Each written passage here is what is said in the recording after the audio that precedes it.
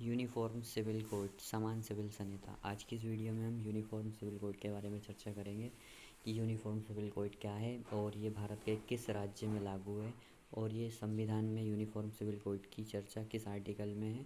तो स्टार्ट करते हैं समान सिविल संहिता की डेफिनेशन से। समान सिविल संहिता का मतलब तलाक, विवाह, बच्चे को गोद लेना और संपत्ति के बंटवारे जैसे मामले में सभी नागरिकों के लिए एक जैसा कानून होगा।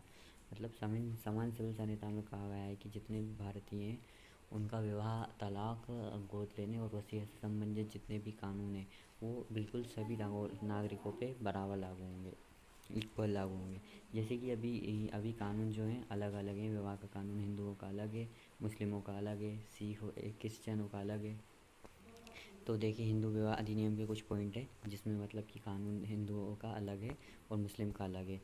पहला पॉइंट है, लड़के की आयु 21 वर्ष और लड़की की आयु 18 वर्ष होना चाहिए। मतलब अगर विवाह करना है तो लड़के की आयु 21 वर्ष और लड़की की आयु 18 वर्ष होनी चाहिए और पति दूसरा विवाह नहीं कर सकता एक पत्नी के जीवित होते हुए।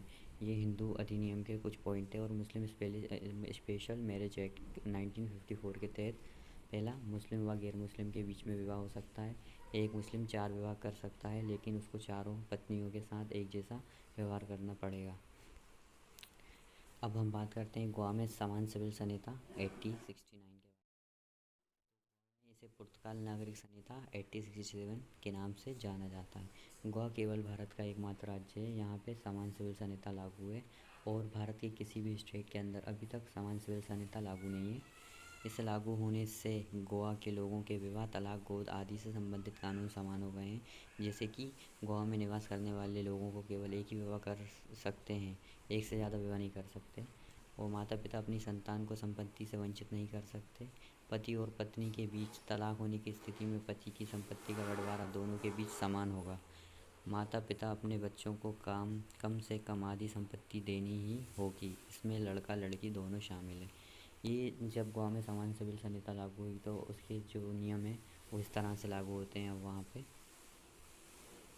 अब हम बात करते हैं कि समान सिविल संहिता पूरे भारत में लागू होने के बाद क्या होगा।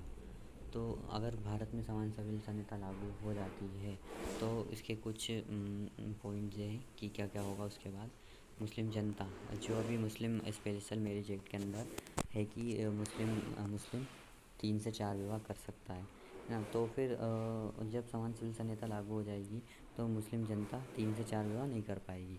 सभी लोग एक ही विवाह करेंगे जैसा भी कानून आएगा। और दूसरा पॉइंट क्या है, तलाक से संबंधित मामलों में न्यायालय जाना पड़ेगा। तीसरा, शरीयत के हिसाब से जनता अपनी संपत्ति का बंटवारा नहीं कर पाएगी। चौथा, महिलाओं की स्थिति में सुधार आएगा। सभी नागरिक पर एक जैसा कानून लागू होगा।